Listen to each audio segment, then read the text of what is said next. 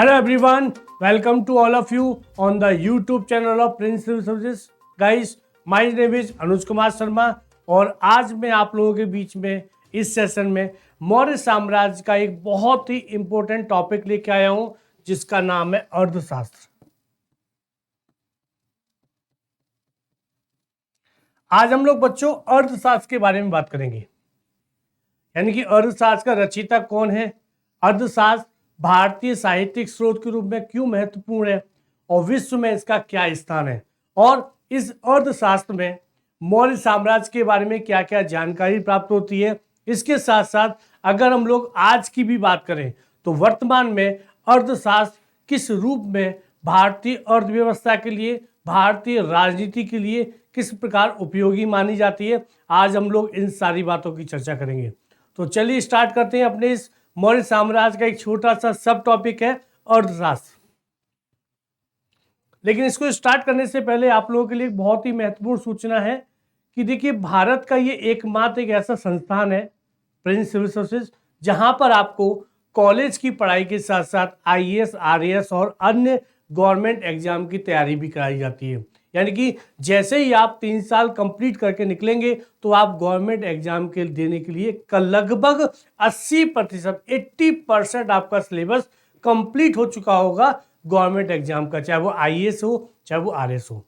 बाकी का 20% वो करंट अफेयर बेस होता है, तो आप उसको देख सकते हैं आगे चल के। प्लस अगर आपको इस कोर्स से संबंधित और भी कोई जानकारी आपको चाहिए तो आप इस नंबर पे कॉल कर सकते हैं। इसके साथ साथ प्रिंस सिविल सर्विसेज के social media, Instagram, YouTube, Facebook, Twitter, यहाँ से भी आप कनेक्ट होकर के नए नए अपडेट ले सकते हैं। चलिए बच्चों, ये थी आपके लिए जानकारी। हम स्टार्ट करते हैं आज का जो हमारा टॉपिक है अर्थशास्त्र।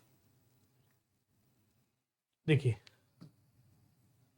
अर्थशास्त्र के बारे में सबसे पहले अर्थशास्त्र के बारे में बात करेंगे तो बच्चों, ये जो अर्थशास्त्र है मौर्य साम्राज्य में चंद्रगुप्त मौर्य के प्रधानमंत्री थे कौटिल्य, जिनको चाणक्य कहा जाता है, और कहते हैं चाणक्य ने ही चंद्रगुप्त मौर्य को इस लायक बनाया कि वो मौर्य साम्राज्य की स्थापना करें।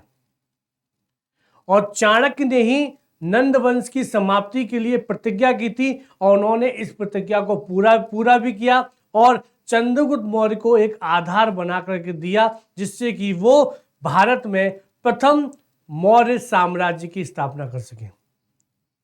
इसके साथ साथ कौटिल्य या चाणक्य के बारे में कहा जाता है कि वो विश्व के, या कह सकते हैं भारत के पहले राजनीतिज्ञ थे, और उन्होंने उनके जो अपने नियम थे, कानून थे, जिसके माध्यम से वो राज्य को चलाने का प्रयास करते थे, राजा की क्या स्थिति है, सारी की सारी बातों को उन्होंने अर्थशास्त्र में लिखा है। और ये जो अर्थशास्त्र है बच्चों, ध्यान रखिएगा, अर्थशास्त्र दिखने में आपको लगेगा कि जैसे ये इकोनॉमिक्स से संबंधित है। नो, ध्यान रखिएगा, चाणक्य के द्वारा रचित ये जो अर्थशास्त्र है ये राजनीति शास्त्र का एक प्रमुख ग्रंथ माना जाता है। यानी कि चाणक्य के द्वारा राज्य किस प्रकार से चलाया जाना चाहिए, राज्य की अर्थव्यवस्था कैसी होनी चाहिए, राजा का क्या क्या कर्तव्य है, राजा किस प्रकार लोक कल्याणकारी राज्य की स्थापना करता है, इन सारी बातों की चर्चा इस अर्थशास्त्र में की गई है। और इस अर्थशास्त्र से संबंधित आज तक जितने भी प्रश्न आए हैं वो सभी इसमें हम लोग इसमें कवर करेंगे, चाहे वो आईएएस हो चाहे वो आरएएस हो। प्लस इससे आगे आने वाले जो संभावना है, जो प्रश्न पूछे जा सकते हैं, वो भी इसमें हम लोग कवर करने का प्रयास करेंगे। चलिए इसको समझते हैं। पहली बात कि ये जो अर्थशास्त्र है किसके द्वारा रचा गया है, कुछ भी ऑप्शन हो सकता है, चाणक्य भी हो सकता है, कौटिल्य भी हो सकता है, और एक अन्य नाम है विष्णुगुप्त भी हो सकता है। ओके, ध्यान रखिएगा, क्योंकि ये चाणक्य तीनों नाम थे, चाणक्य भी कहते थे, विष्णुगुप्त भी कहते थे, और कौटिल्य भी इनको कहा जाता था।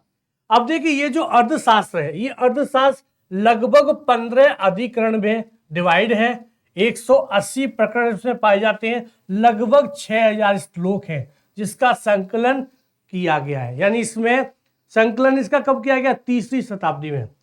ध्यान रखिएगा, जब ये अर्थशास्त्र लिखा गया था कौटिल्य के द्वारा, चाणक्य के द्वारा, उस समय के बाद इसका प्रॉपर वे में जो संकलन है, कहा जाता है इसका संकलन लगभग तीसरी शताब्दी में किया गया है।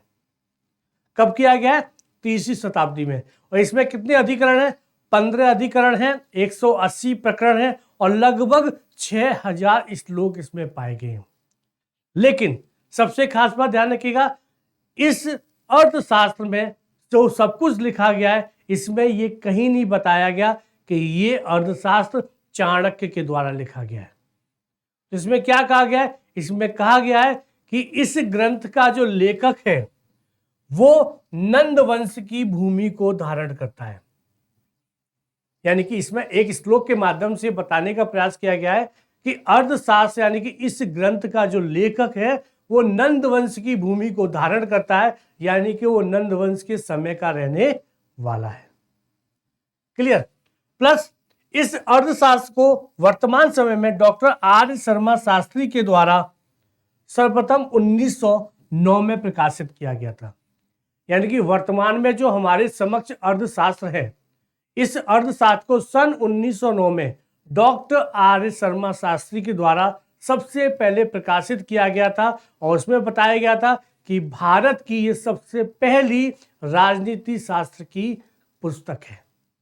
ठीक है। और एक खास बात आपको जानकर के बड़ा आश्चर्य होगा कि अर्थशास्त्र में कौटिल्य के द्वारा कहीं भी किसी भी मौर्य शासक का वर्णन नहीं है, ना ही पाटलिपुत्र का वर्णन है। यानी कि इस अर्थशास्त्र में किस प्रकार का राज्य होना चाहिए, राजा के क्या क्या कर्तव्य हैं, वो सब कुछ इसमें समाहित है। लेकिन इस अर्थशास्त्र में कहीं भी किसी मौर्य शासक का नाम नहीं है और ना ही पाटलिपुत्र का किसी प्रकार का जिक्र इसमें प्राप्त होता है। नेक्स्ट, प्लस ना ही ये राजनीति शास्त्र पर आधारित लिखी गई पुस्तक है। अगला देखते हैं। प्लस अर्थशास्त्र जो है इसके जो अधिकरण है, कितने अधिकरण पर? 15। किस किस अधिकरण में क्या क्या विवेचना की गई है, उल्लेख किया गया, अब हम उसकी बात करते हैं। इसका जो प्रथम अधिकरण है, इसमें राजस्व संबंधी विविध विषयों का वर्णन किया गया है। यानी कि अर्थशास्त्र में चाणक्य के द्वारा प्रथम अधिकरण में बताया गया है कि राजस्व कैसे प्राप्त करना चाहिए, राजस्व के क्या क्या स्रोत हो सकते हैं। आपको जानकर के आश्चर्य होगा, चाणक्य ने इस अर्थशास्त्र में यहां तक लिखा है कि राजा को जनता के पास उतना ही पैसा छोड़ना चाहिए जिससे उसका जीवन यापन हो सके। उसने करों के इतने ज्यादा विवरण दिए हैं, उन्होंने यहां तक बताया है कि अगर राजा को यह भी करना पड़े कि मंदिर में पुजारी, भिखारी, खेल दिखाने वाले, सर्कस वाले, आपका ये मदारी, यानी कि अर्थशास्त्र ने राजा को यह भी बताया है कि राजा को इन सभी व्यक्तियों को नौकरी पे रखना चाहिए, क्योंकि कर देने के बाद भी जनता के पास पैसा बचता है। तो राजा को क्या करना चाहिए? राजा को भिखारियों को नौकरी पे रखना चाहिए, राजा को खेल दिखाने वालों को नौकरी पे रखना चाहिए, मंदिर का पुजारी को भी नौकरी पे रखना चाहिए। क्यों? क्योंकि जनता का बाकी का पैसा इन सब चीजों में भी जाता है। तो यानी कि जनता से अगर पैसा निकालना है तो उसको इस तरीके से काम करना चाहिए। अर्थशास्त्र में इतने बारीक तरीके से ये सब बातें बताई गई हैं। अब सोचिए कि अगर वर्तमान में इस तरीके से कई जगह आपने देखा होगा, कई सारे माध्यम है जिससे कि सरकार, इनकम टैक्स अलग चीज है, जीएसटी अलग चीज है। इनकम टैक्स, जीएसटी के साथ साथ आप देखिएगा जनता से किन किन माध्यमों से पैसा निकाला जाता है। अगर ओवरऑल देखा जाए तो अगर एक व्यक्ति 100 रुपये कमाता है तो लगभग सारा पैसा सरकार किसी ना किसी रूप में छीन लेती है। गाड़ी चला रहा है, इंश्योरेंस का पैसा, टोल टैक्स का पैसा, पेट्रोल में सेस का पैसा, इतने सारे टैक्सेस हैं, आपको ऐसा लगेगा जैसे कि किसी ने अर्थशास्त्र की किताब पढ़ ली हो। जीएसटी, माल परचेज कर रहे हैं, खाने का आइटम हो, किसी भी चीज हो, कोई सर्विस यूज कर रहे हैं, पिक्चर देखने के लिए जा रहे हैं, कहीं भी जा रहे हैं, सभी जगह पर जीएसटी लगी हुई है। तो वर्तमान में अगर देखा जाए तो ऐसा लगेगा जैसे कि अर्थशास्त्र की उस किताब का किसी ने बहुत अच्छे से अध्ययन कर लिया है और एकमात्र उद्देश्य है सरकारों का कि कैसे भी करके जनता से जिस भी तरीके से निकाला जा सके पैसा निकालो। तो ये सारी बातें इसमें की गई है प्रथम अधिकरण में। दूसरा, द्वितीय अधिकरण में नागरिक प्रशासन के बारे में चर्चा की गई है कि किस प्रकार नागरिक प्रशासन चलाया जाना चाहिए, नागरिकों के लिए क्या क्या कर्तव्य होने चाहिए, नागरिकों के लिए क्या क्या अधिकार होने चाहिए, सारा का सारा विस्तृत विवरण इसमें मिलता है। थर्ड, तृतीय तथा चतुर्थ अधिकरण में दीवानी, फौजदारी तथा व्यक्तिगत कानूनों का उल्लेख किया गया है। यानी कि जो तीसरा और जो चौथा जो अधिकरण है उसमें दीवानी, फौजदारी तथा व्यक्तिगत कानूनों का उल्लेख किया गया है इस अर्थशास्त्र में। नेक्स्ट, पंचम अधिकरण, पांचवा जो अधिकरण है उसमें सम्राट, उसके सभासद तथा अनुचरों के कर्तव्य तथा दायित्वों के बारे में बताया गया है। यानी कि पांचवें अधिकरण में कहा गया है कि सम्राट और उसके सहयोगी, उसके जो अधिकारी हैं, उनके क्या क्या कर्तव्य होने चाहिए, उनके लिए क्या क्या जिम्मेदारी है जिनका उनको निर्वहन करना है, सारी की सारी बातें इसमें बताई गई है पांचवें अधिकरण में। छठे अधिकरण में साप्तांग विचारधारा को प्रस्तुत किया गया है। बच्चों, इस साप्तांग विचारधारा को मैं किसी अन्य सेशन में डिटेल से समझाऊंगा। छोटे में, शॉर्ट में, संक्षिप्त में आपको समझा देता हूं कि साप्तांग विचारधारा है क्या। इसमें चाणक्य के द्वारा राज्य और मानव शरीर के अंगों की तुलना की गई है।